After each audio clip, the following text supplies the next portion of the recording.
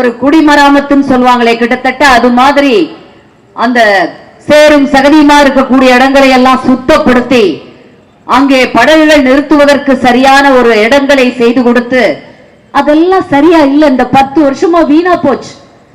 நடுவுல ஒரு எண்ணெய் மழை எப்போ 2015, இப்போ 2023 ஒரு பெரிய புயல் வந்தது. அப்ப ஒரு எண்ணெய் கலந்தது ஞாபகம் இருக்கா உங்களுக்கு?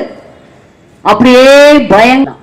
ஆனா அத கூட சாப்பிட பயப்படுற அளவுக்கு இந்த அரசாங்கம், திராவிட முன்னேற்ற கழகத்தின் அரசாங்கம், இன்று வரை காபந்து சர்க்காரின் முதல்வராக இருக்கக்கூடிய மு.க. ஸ்டாலின் அவர்கள் தலைமை வைக்கக்கூடிய இந்த அரசாங்கம் எவ்வளவெல்லாம் மக்களுக்கு கேடு விளைவித்தது என்பதை குப்பன் அவர்கள் மிக அழகாக எடுத்து சொன்னார்.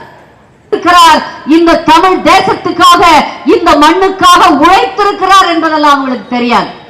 குடிசைக்கு ஒரு விளக்கு கொடுத்தவர் தலைவர் எம்ஜிஆர். அடுத்து அவரது ஆட்சிக்குள்ளேயே குடிசைக்கு 2 ஊர்ல அவங்க கிட்ட போறவங்க எல்லாம் போய் நின்னுட்டு அவங்க கிட்ட கேட்கணும். இதெல்லாமே இப்படி சொன்னா சொல்லிக்கிட்டே இருக்கு தலைவருக்கு அவ்வளவு புகழ். அடுத்து வந்தாங்க அம்மா. அம்மா வந்ததுக்கு பிறகு என்ன 1 2 ஒவ்வொருத்தரும் உங்களுக்கு இதுலயே காமிச்சிருச்சு. நேச்சுரலா இயற்கையே காண்பிக்கிறது.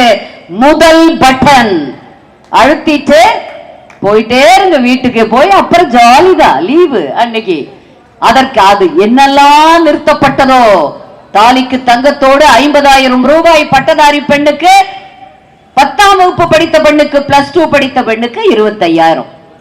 மகளிருக்காக அம்மா அள்ளி கொடுத்த திட்டங்கள் 18,000 ரூபாய் ஒவ்வொரு கர்ப்பிணி பெண்ணுக்கும். அந்த 3 பருவத்துக்கு 6,000 கொடுத்தாங்க.